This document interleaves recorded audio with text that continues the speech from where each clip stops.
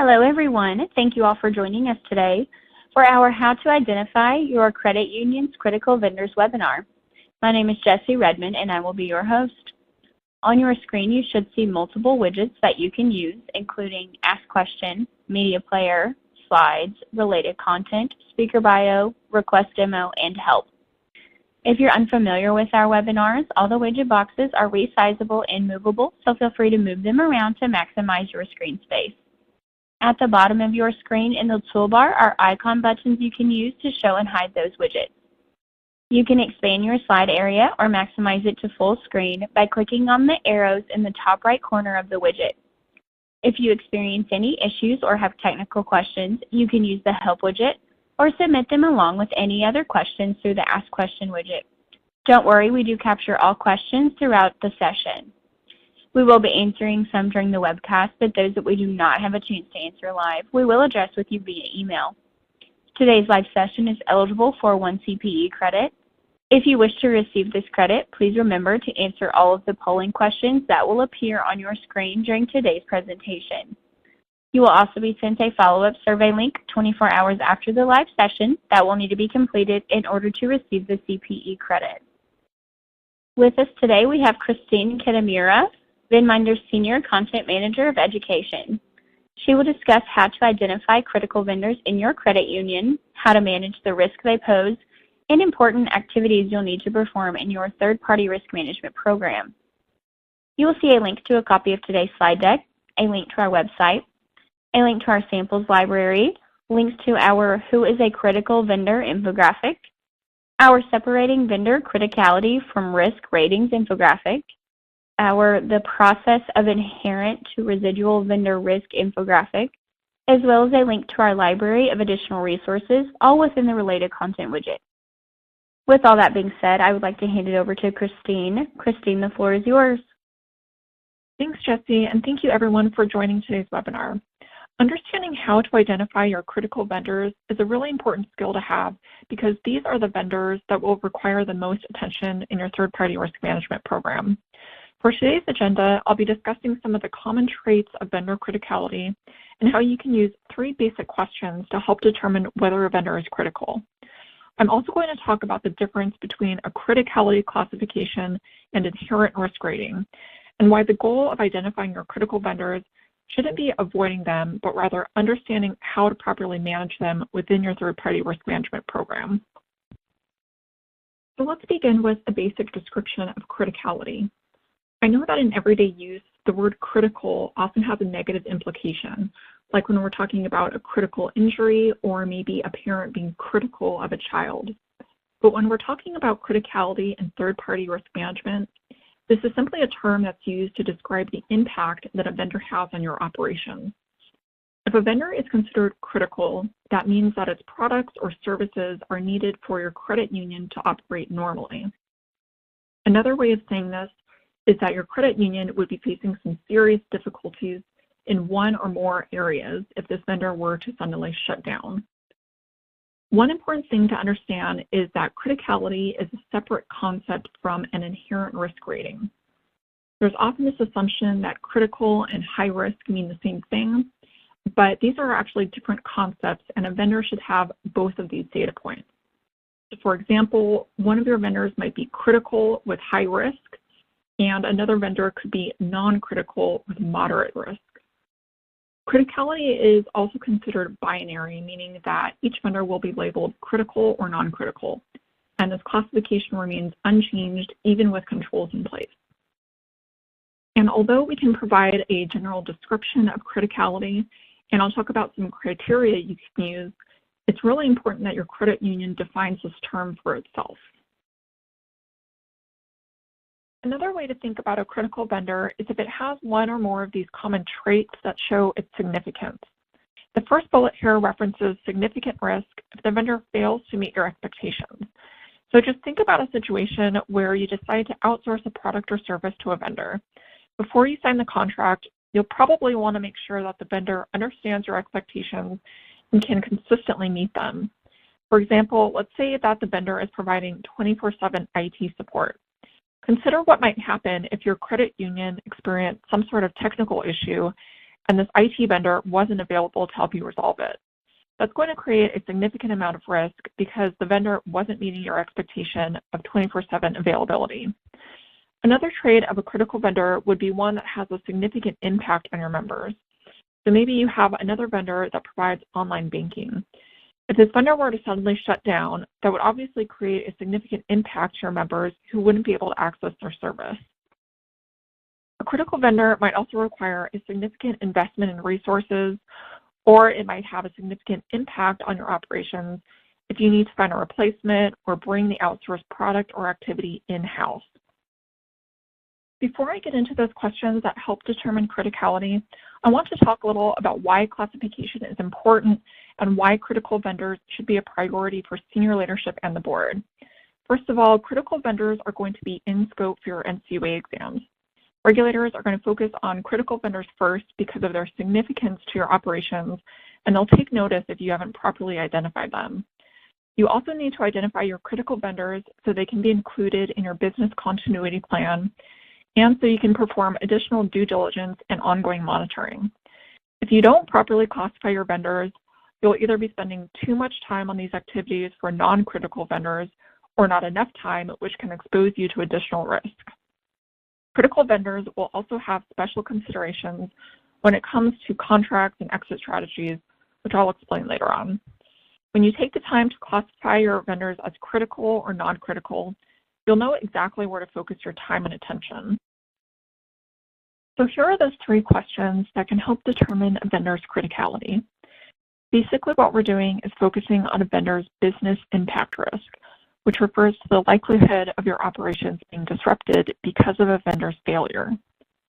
If this still sounds a little confusing, take a moment and think about one of your current vendors, maybe one that you think might be critical, but you're not quite sure. Ask yourself these 3 questions. Would your operations be significantly disrupted if you suddenly lost this vendor? Would your members be impacted if you suddenly lost this vendor? Would your operations be significantly disrupted if the vendor's service was down for more than 24 hours? If you answered yes to any of them, that's a good indication that this vendor is critical to your operations. One last thing I want to point out is that you'll notice these questions are referring to the sudden loss of a vendor. If you were to suddenly lose a vendor like a cleaning service provider or one that provides document destruction services, these generally aren't going to be situations that would cause a significant disruption to your operations. I think most people would agree that you can still operate even though your building hasn't been cleaned and your documents haven't been shredded or destroyed yet. On these next few slides, I want to dig a little deeper into those questions and provide some examples for anyone who might think the language is too broad. The first one asked about disruptions to your operations, and it's important to consider both physical and technical operations. Think about whether you have third-party vendors that operate anything at your physical locations, like your ATM machines or the security for your building. And you can probably think about many more vendors that are involved in your technical operations, such as core processing, information security, collections, and accounts receivable. If any of these vendors were to contact you tomorrow and say they were shutting down immediately or going out of business and they couldn't provide their services anymore, would you still be able to operate as you usually do? If not, those vendors would be considered critical.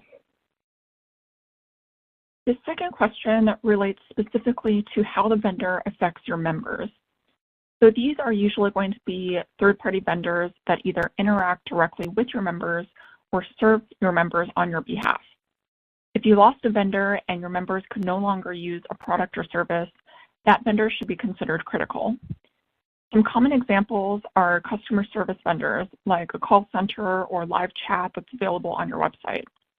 If your members suddenly lost access to customer service reps by phone or live chat, that's generally going to cause some significant issues. Vendors that provide mobile banking or credit card services are also going to significantly impact your members. So remember, when you're determining vendor criticality, it's always important to think about your members and how they can be affected by the sudden loss of a product or service. It can be easy to just focus on your own internal operations, but some of your vendors are also critical if they're serving your members. This last question usually has a lot of overlap with the previous two, but focuses specifically on the impact of a vendor's downtime. So you want to think about whether the vendor's downtime will significantly impact your operations, your members, or maybe both. For example, imagine that you have a vendor who operates your ATM machines. Your members likely expect that they can access your ATMs at any time, even outside of regular business hours. If your ATM was down for more than 24 hours, that would be considered a significant disruption, so this vendor would be critical. Other examples would be online banking, backup servers, cloud providers, or vendors that process checks. So think back to those previous examples I gave of a cleaning service provider or a vendor that provides document destruction services. If you lost access to either of these vendors for more than 24 hours, it might be an inconvenience, but it's not going to cause a significant disruption to your credit union or its members. So I've talked a lot about those three fundamental questions, but I want to make it clear that it's best to use them as a starting point for your criticality classification process. Even though vendor criticality questions should be straightforward with a simple yes or no answer, that doesn't mean that you should be limited to those three questions. It's important to consider other potential business impacts aside from operational disruptions. You'll see some additional questions here that ask about things like significant financial investments or reputational harm. As you go through these additional questions, you might start to realize that they can overlap with those three fundamental questions. For example, consider that last question about regulatory scrutiny and enforcement action. If you have a cloud provider that has access to sensitive data, this vendor would be considered critical in a couple different areas. Your credit union would probably be significantly disrupted if this vendor was down for more than 24 hours. And since they also have sensitive data, your credit union would need to comply with the NCUA's cyber incident notification requirements. So again, it's a good idea to use those three questions as a foundation for your criticality classification, but you may want to build on that with additional questions that address other business impacts. And here are some examples of other business impacts that aren't related to operational disruptions.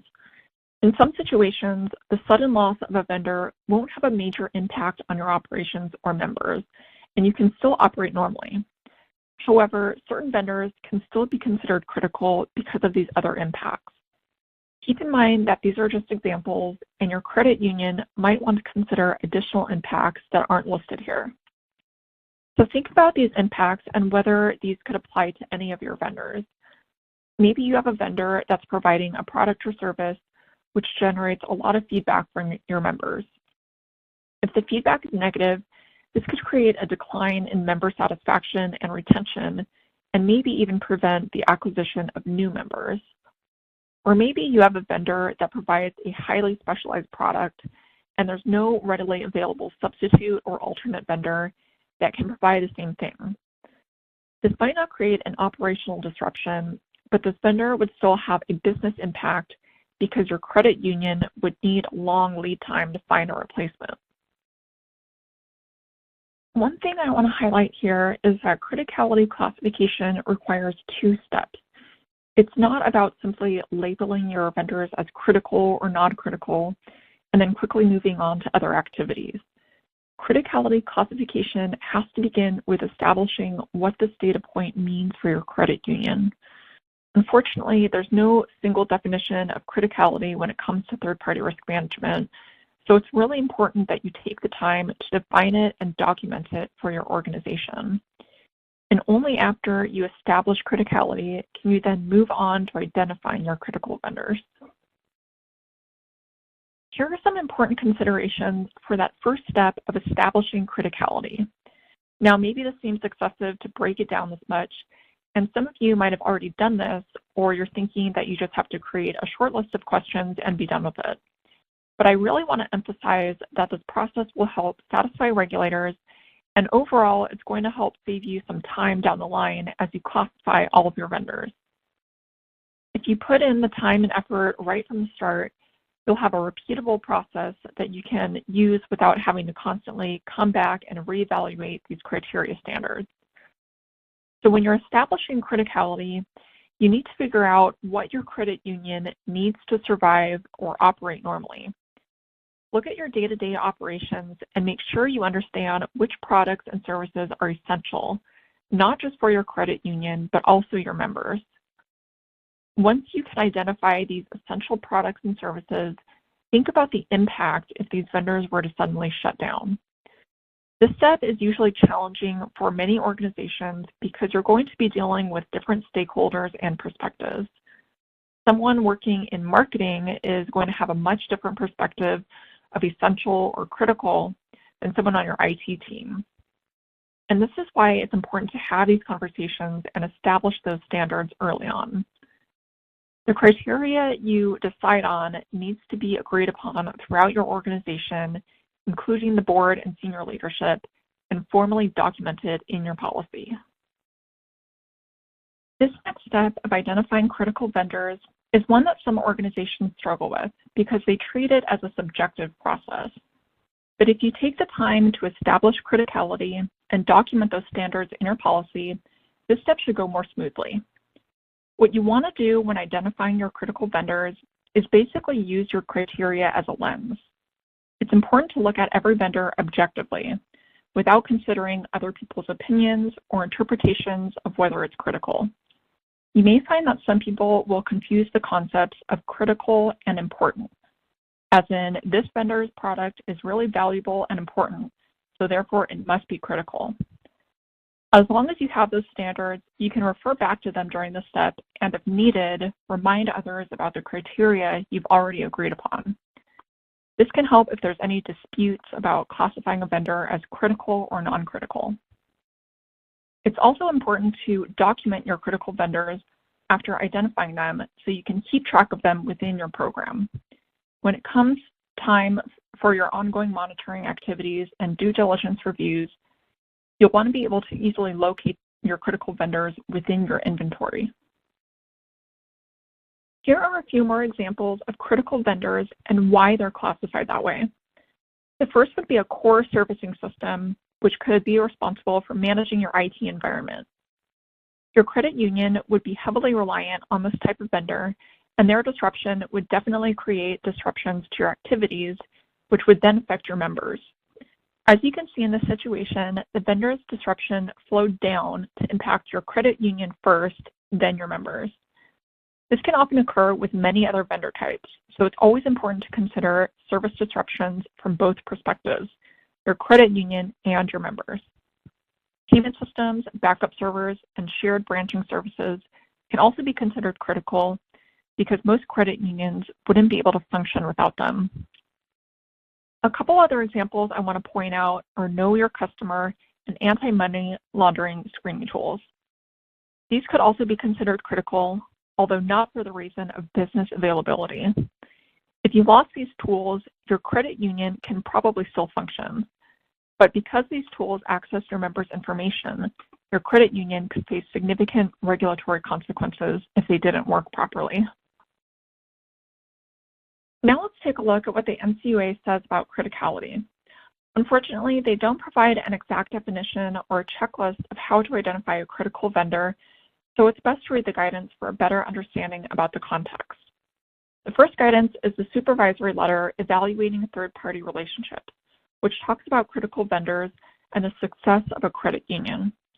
The first bullet uses the term mission critical, which generally refers to something that's required for normal operations.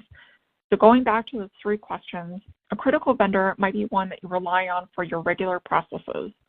This also talks about alternatives, which can suggest that it's important to consider the difficulty of replacing a critical vendor. And the guidance mentions the importance of an exit strategy with critical vendors, which means that you need to think about how you're going to leave a critical vendor relationship even before you sign the contract. The second mention of criticality is listed in a questionnaire, which shows how examiners will review a credit union's third-party relationships. Again, this isn't the NCUA giving a definition of a critical vendor. It's saying that regulators are going to look at your planning processes to see if it includes criteria for criticality. And just a quick note about regulatory guidance. These aren't meant to be interpreted as laws, but it's still important that you understand what regulators are asking of you and document why you're making certain decisions. Regulators want to see that you put thought into how you classify them. And if you can't explain why a vendor is critical, it's reasonable to assume that you don't understand your own critical functions. And although today's webinar is focused on criticality, I want to briefly mention what the NCUA says about third-party risk assessment.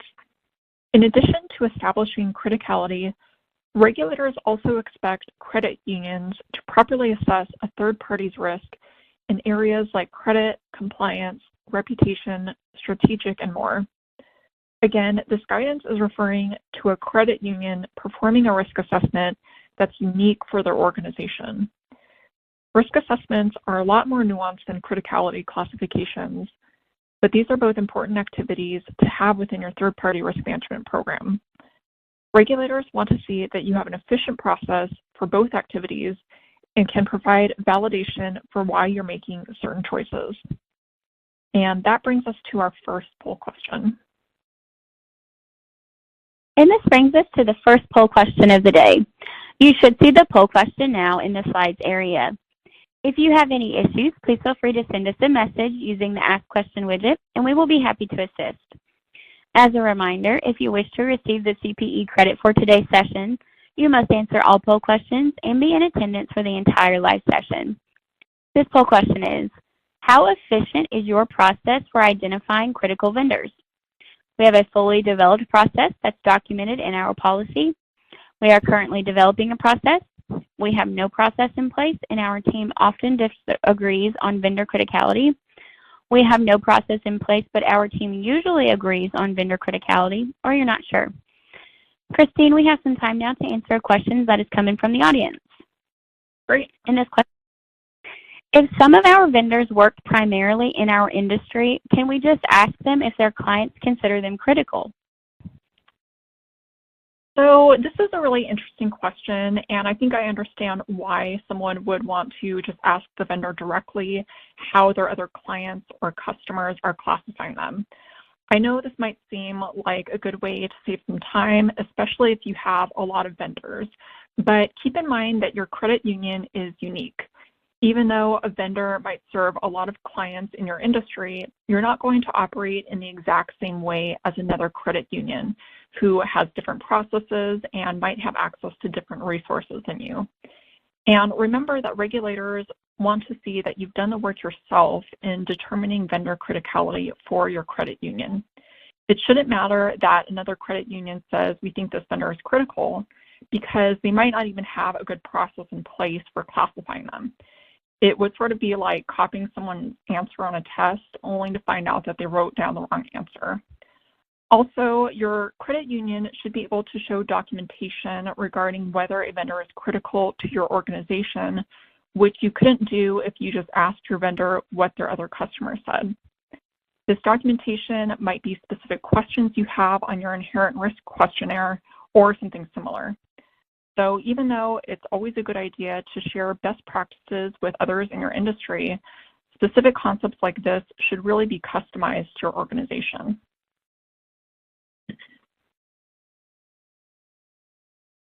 Thanks everyone for answering that poll question. Here are those results. By the way, you may have noticed reactions such as a thumbs up or heart coming across the screen.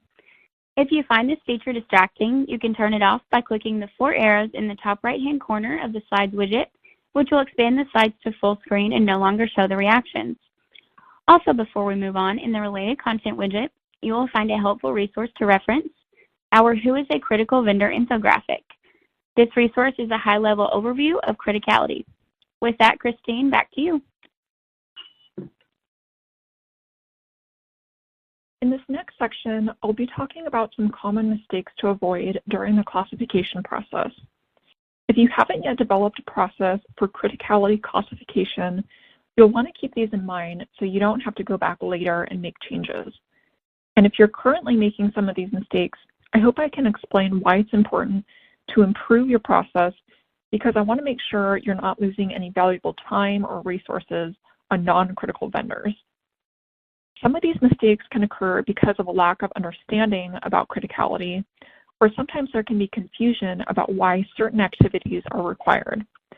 Other times, mistakes can happen when someone is trying to find shortcuts or create a more efficient process. There's usually good intentions when trying to be more efficient, but I'll show you why these can actually create more work for you overall. This first mistake is pretty common, mostly because it's easy to confuse high risk and critical, or just assume they mean the same thing. It's true that high risk and critical vendors will need more attention, like ongoing monitoring and due diligence, but it's important to understand that these are separate concepts. An inherent risk rating comes from a risk assessment, and it tells you the types and amounts of risk that are present in the vendor relationship. For example, a vendor might have a low amount of financial risk, but a high amount of reputational risk. This information is used to scope due diligence and help you identify the types of documents you need to request from the vendor. Criticality is a classification and tells you which vendors are essential for your credit union to function.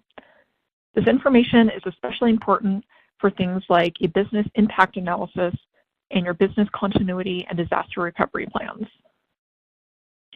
Inherent risk and criticality are going to serve different purposes, and you'll need both data points to plan out your third-party risk management activities.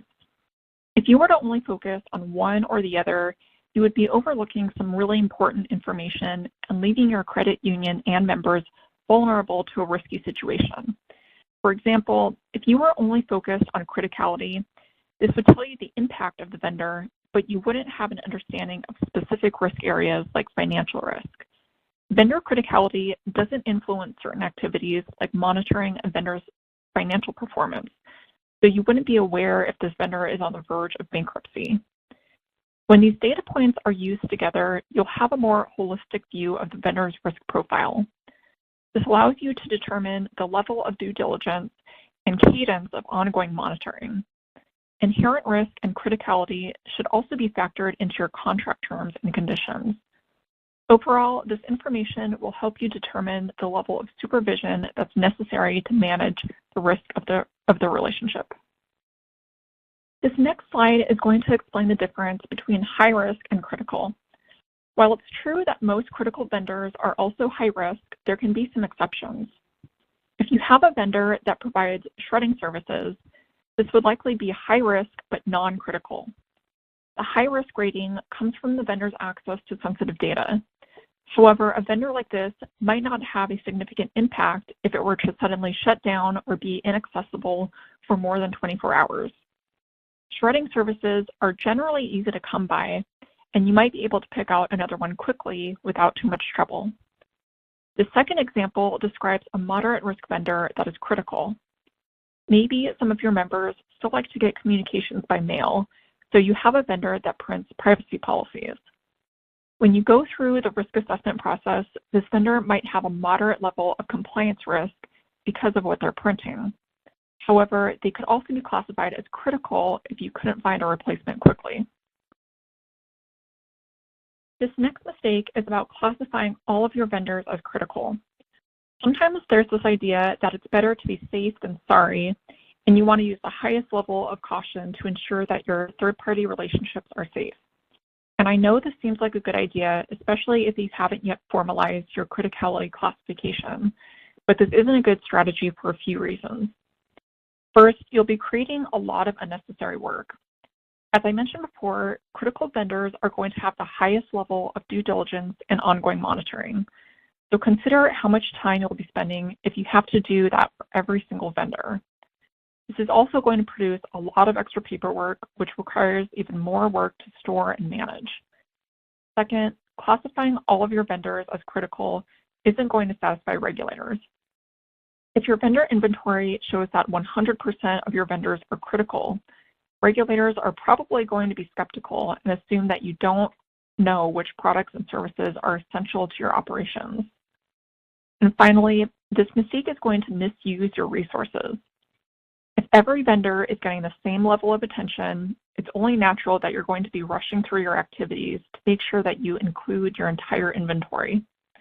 Your vendors that are truly critical to your operations won't be getting the appropriate level of oversight because you're spending time on other vendors that aren't critical. Another mistake is failing to classify a test vendor. And what I mean by a test vendor is one that isn't fully implemented into your operations. These are sometimes referred to as proof of concept vendor engagements. New technologies and services are always coming out, and there's a lot of opportunities to improve the member experience. But before you commit to any of these services, you might want to test them to understand how they work and make sure they'll benefit your members. And the idea behind this mistake is that some people might assume it's a waste of time. If a product or service is only being tested, it can seem unnecessary to go through the process of criticality classification because you might not end up using that vendor, or you're only going to use it in a very limited way. However, it's essential that you consistently approach every vendor engagement with the same criteria. Even test products or services can be considered critical if they impact your members. Here are a couple of best practices when dealing with these proof of concept vendors. If you're testing a product or service that has a high level of regulatory, privacy, or cyber risk, that engagement should be considered critical. And just remember that new services that are being used infrequently can still be high risk and critical, especially if this vendor is going to have access to your network or if there's any interaction with your members. Some vendor owners want to skip the process of criticality classification, inherent risk assessment, and due diligence because there's an urgent need to test out a product or service. They want to make sure that this is what they actually need before they go through the formal process, but this can be a serious mistake that creates unnecessary risk. Even if the service is being tested for a very short period, it's important to have consistency with every new vendor engagement. This next mistake is one that can occur if there's still some confusion about inherent risk and criticality. Inherent risk is a rating that has different levels, usually low, moderate, and high. Criticality should only have two options, non-critical and critical. It's not accurate to use terms like low criticality or high criticality because that can create a lot of confusion about what is truly impactful to your organization and members. This also creates a lot of inconsistencies when managing critical vendors. For example, how would you treat a low critical vendor versus a high critical vendor? Activities for critical vendors should be consistent across your program, which means the same schedule or cadence for things like ongoing monitoring and due diligence reviews. And finally, if you have different levels of criticality, you're naturally going to treat certain vendors differently. Let's say you're comparing two critical vendors and you need to perform due diligence on both. One was given a high level while the other was given a low level. You would likely prioritize the high level vendor even though both are critical to your operations. When you stick to these two options, it removes any inconsistencies in your classification process and third-party risk management activities. Another mistake you should avoid is using different criteria for different vendor types. In other words, you shouldn't be using one set of standards for an IT vendor and another set of standards for a marketing vendor. This can sometimes happen when different departments are defining criticality for themselves. Regardless of what each vendor is providing, you should be using the same criteria that you established and documented in your policy. This helps prevent errors that can occur from inconsistent processes.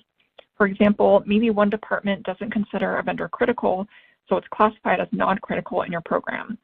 But that vendor actually is critical to another team and would face a significant disruption if that vendor experienced an outage.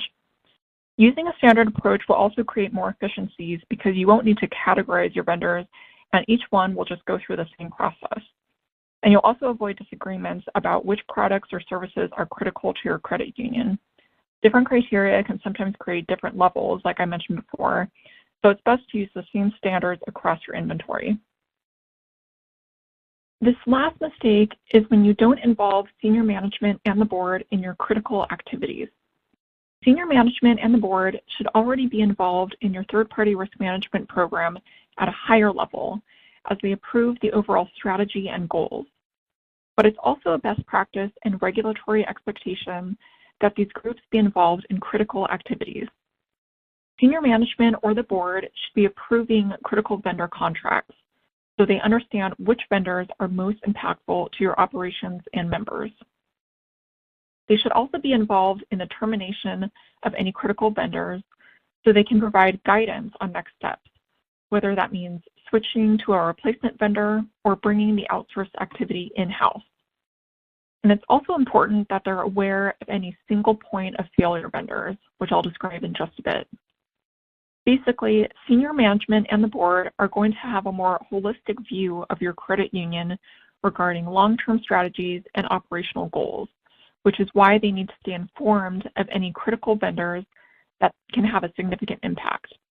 And this leads us to our second poll question.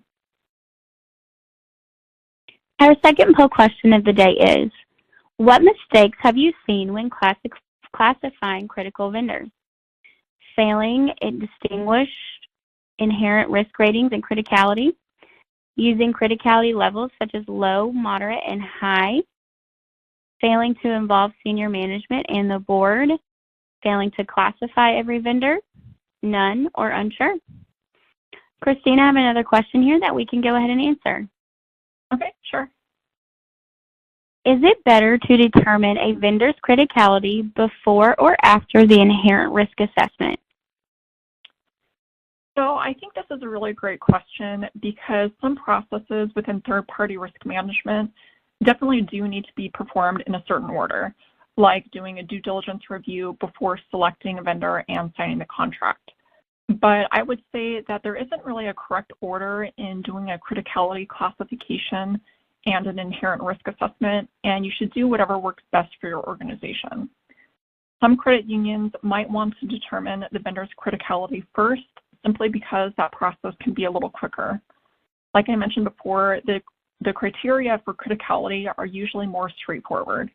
You'll get that simple critical or non-critical classification, and some risk managers might want to have that documented before moving on to the inherent risk assessment, which can be a lot more detailed and time-consuming to complete. So it's really just a matter of preference, and if you're currently doing it one way and it works for you, there's no need to change your process. But just remember that you need to complete both the criticality classification and inherent risk assessment before you scope and begin the due diligence process.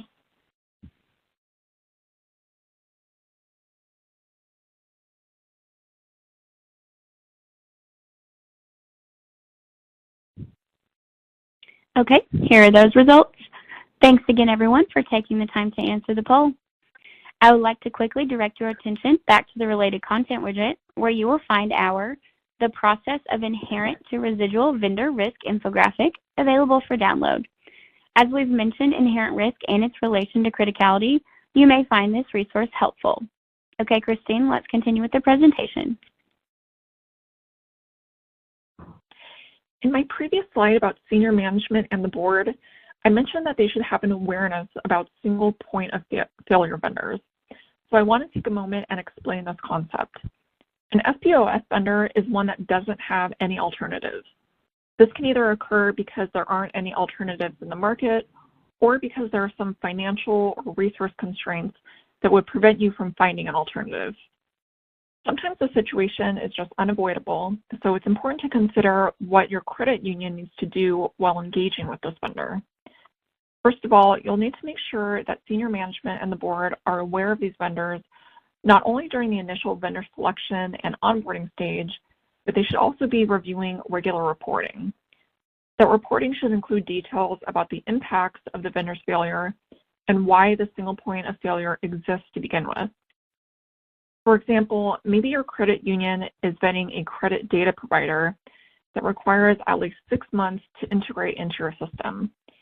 Maybe there is an alternative credit data provider in the marketplace, but you're not going to be able to complete the integration quickly enough to avoid a significant impact to your credit union.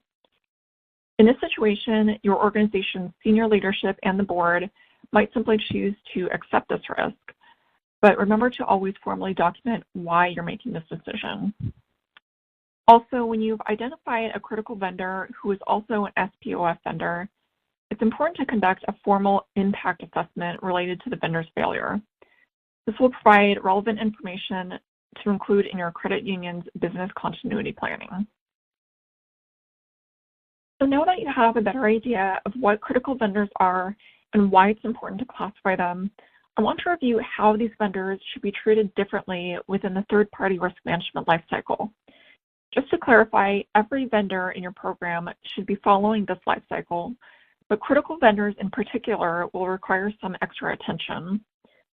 As you can see here, there are 3 separate stages to the lifecycle with different activities in each.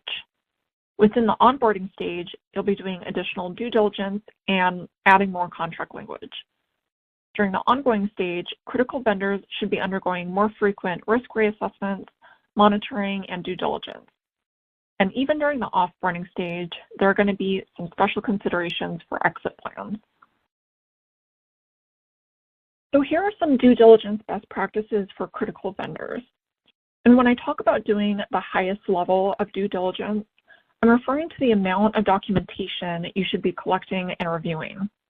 It's really important to have a strong understanding of your critical vendors and how they work, because any gaps or weaknesses within their operations could also have a negative impact on your credit union. Critical vendors should be providing documents that address areas like cybersecurity, regulatory, and operational risks. These vendors should also be providing their tested business continuity and disaster recovery plans so you can verify that they can effectively respond to an incident. Remember that due diligence documents need to be reviewed by a qualified subject matter expert. These individuals should be highly knowledgeable in their risk areas so they can properly identify any problems with the vendor's controls. And finally, just a reminder that you should always consider criticality first when it comes to the scope and frequency of due diligence.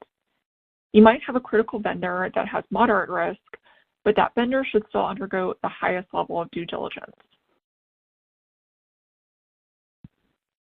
When it comes to contracts with your critical vendors, it's incredibly important to work closely with your legal team to make sure that you include the right language to protect your credit union and its members.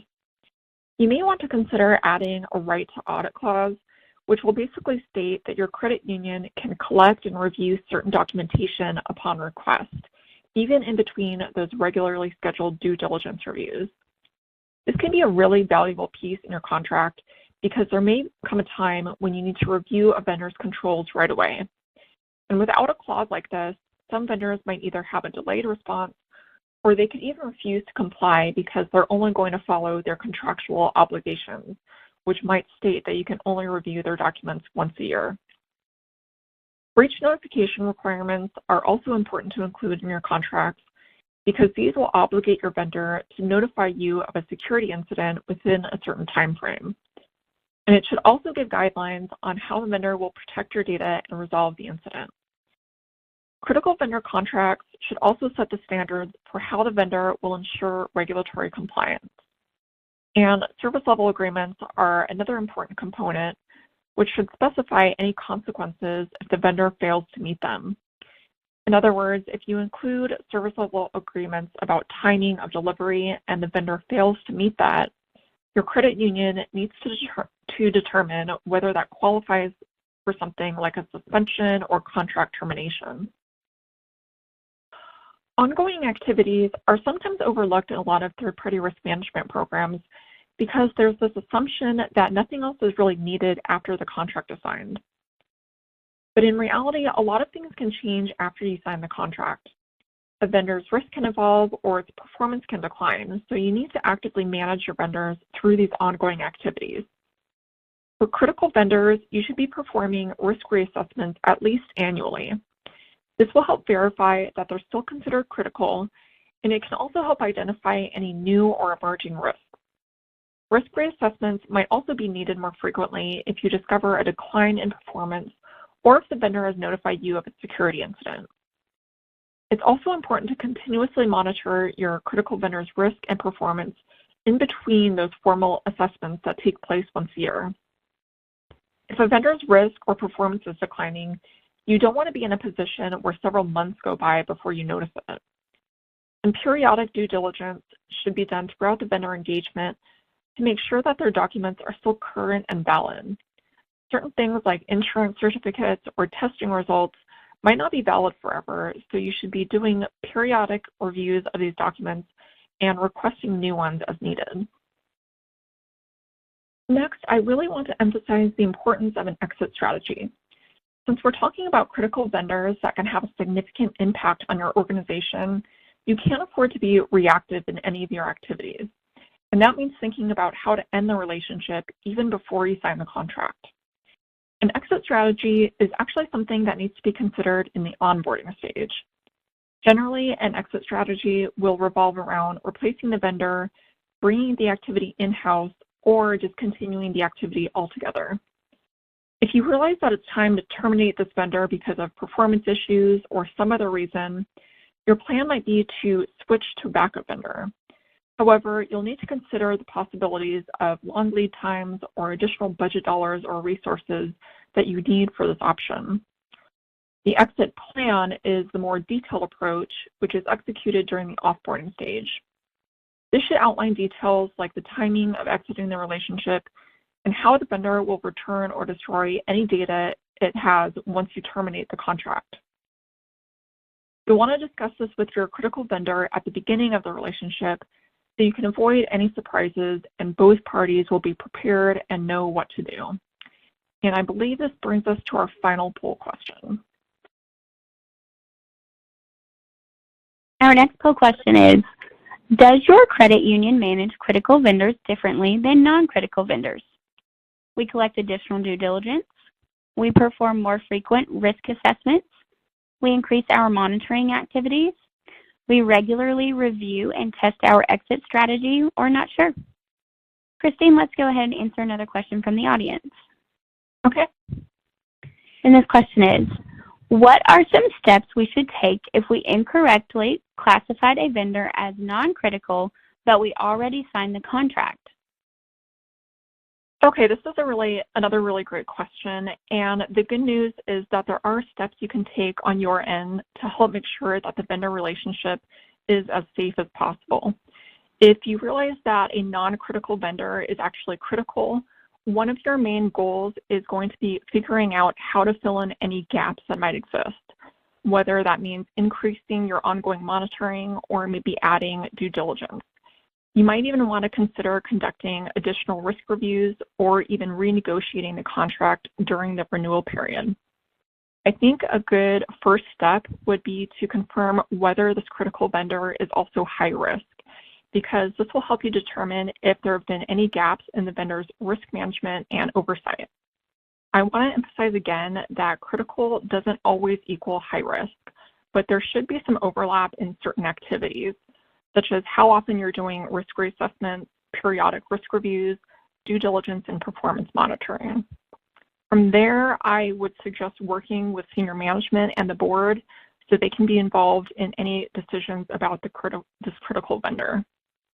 You may need to do things like review and update the exit strategy or do another round of due diligence. And always make sure to document these activities so you can explain your decisions to regulators if needed. And here are those results. Thanks again, everyone, for answering this question. I'd like to mention that you will find our Separating Vendor Criticality from Risk Ratings infographic in the Related Content widget.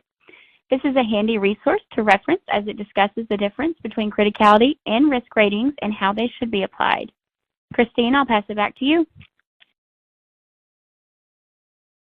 As we come to the end of our session today, I want to briefly mention issue management with critical vendors. Issue management is a formal process that includes identifying, managing, tracking, and remediating issues that occur during your vendor relationship. Critical vendors aren't going to be perfect, but having a process in place to manage issues can help limit the severity of any impacts to your credit union. First, you need to identify the issue and determine how severe it is. The levels of severity should be decided on by your credit union, but things like security vulnerabilities are generally going to be more severe versus a vendor submitting a due diligence document late. Next, you need to manage the issue and document who is responsible for tracking it and how it should be escalated. I know these seem like very basic and obvious steps, but when you're dealing with a lot of vendors and issues occur suddenly, it can be easy to forget small details like this. You could end up having multiple people working on the same issue and repeating tasks, or no one working on it at all. Finally, you need to make sure that the issue is tracked all the way until it's remediated, whether that's over the course of a few days or even a few weeks or months. If the issue needs to be escalated to senior management and the board, they should be involved in deciding next steps, such as testing and perhaps executing the exit plan. Here are some of the key takeaways that I hope you'll remember from today's session. As you establish your own process for criticality classification, remember that this is a separate concept from inherent risk. Critical and high risk do not mean the same thing, and vendor criticality standards should be decided on by your credit union and formally documented in your policy. Critical vendors should be receiving the most attention within your third-party risk management program, and senior management and the board should be involved in any critical vendor activities. And don't forget to consider issue management and exit strategies for your critical vendors so you're prepared to safely leave the relationship if needed. Critical vendors aren't inherently bad, but it's important to take extra precaution and consider every detail to make sure that it continues to be a safe relationship that supports your credit union. Great, thanks so much, Christine. Before we dive into more questions and answers, I would like to thank everyone for attending. I would also like to thank Christine for her time in sharing some important information. On your screen now, you will see our upcoming webinars. On November 14th, our How to Create and Use Key Third-Party Risk Management Metrics webinar, and on November 28th, our How to Manage Vendor Issues and Challenges webinar. We hope you will be able to join us for those sessions. A link to register for those is in your copy of today's presentation slides. Let's now go ahead and answer some more questions that have come in during this session. Okay, Christine, the next question is, what's the average number of critical vendors that a credit union should have? So in general, most organizations will find that about 15%, that's 1/5, of their vendor inventory is critical. This could vary depending on your credit union, but I would say if the percentage is significantly higher or lower, you probably need to review your criteria and reevaluate which vendors are considered critical. Remember that critical vendors need a lot of time and resources to manage properly, so you want to make sure that you've properly classified them. But overall, as you're going through the process of classifying your vendors, I wouldn't focus too heavily on a specific number or percentage. What's most important is making sure that your process is effective and repeatable and that's documented within your policy. Great. Our next question, is it normal to have 0 critical vendors? I would say that if you don't have any critical vendors, that's probably a sign that you need to reevaluate your standards. Most organizations usually aren't going to be completely self-sufficient, and remember that critical vendors are those that you need to operate normally. Even if a vendor is providing just a component of something that you need for one of your products or services, that vendor might be considered critical to your operations. So I would suggest going back and reviewing your criticality standards with senior management and the board just to see where there might be some confusion about this term. Okay. Next question. Should we avoid using a critical vendor if we can't find an alternative or backup? So this is a great question because I think the situation can cause some concern if you have to completely rely on a single critical vendor with no other options. Just as a reminder, this type of vendor would be considered a single point of failure vendor. And this can occur either because there truly is no alternative or because there's a financial or resource constraint that would make it too difficult to find another option. These types of vendors don't necessarily need to be avoided, but it's very important that these are brought to the attention of senior management and the board so they're informed about the situation and understand the impact to your credit union if this vendor fails. And remember to perform a formal impact assessment on this type of vendor so it can be included in your business continuity planning. Perfect. Next question. Is it recommended to classify any vendor as critical if they have access to our members' data? So having access to members' data doesn't automatically classify a vendor as critical. If you think back about a vendor that's only providing shredding services, they might have access to your members' data, but they probably aren't going to have a significant impact on your members if they went out of business or shut down. It's more important to think about member impact when it comes to a vendor that has access to data. So if a vendor that's storing or managing your members' data might be considered critical versus one that only has access because it's destroying documents.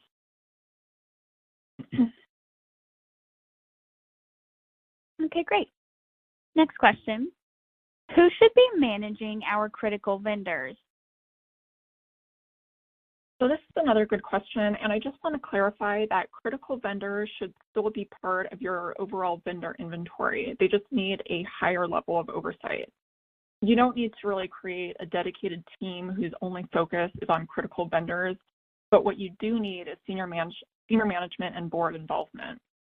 So depending on who's involved in third-party risk management at your credit union, they'll be the ones managing your critical vendors, but they should also be monitoring them more closely, and they should be getting approval from senior management and the board.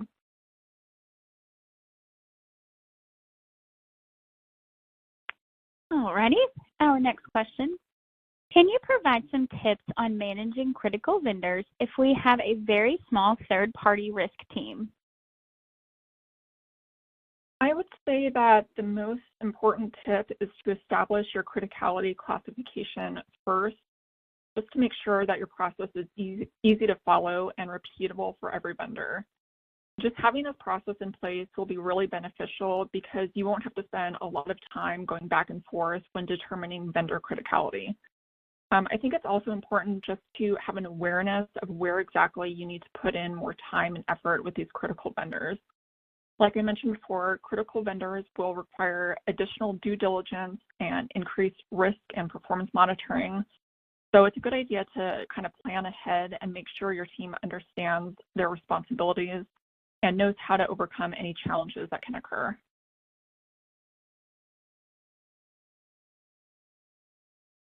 Thanks so much, Christine. Unfortunately, that is all the time we have left for questions today. Thank you again, Christine, for taking the time to address some of those that came in. Any questions we did not have time to answer today, we will address offline. We would like to thank you all for attending and hope you found today's session valuable. Another big thank you to Christine for her time and content. You can ask even more questions inside of our third-party think tank, an online community that is dedicated to third-party risk professionals and free to join. Just because today's session has ended doesn't mean the conversations and questions must. You can post your questions at thirdpartythinktank.com and see what your peers have to say. In that community, you'll find thousands of free educational resources related to third-party risk management topics, including vendor criticality and risk assessment. If you'd like to become a member of Third Party Think Tank, you can register on the site or shoot us an email, and we'll get you registered and send you a link to set your password. We did record today's session, and that recording link will be provided to you in a follow-up email that you will receive tomorrow afternoon. Also in that follow-up email will be the survey link for you to request the CPE credit. On behalf of Venminder, it has been a pleasure. Thank you and have a great rest of your day.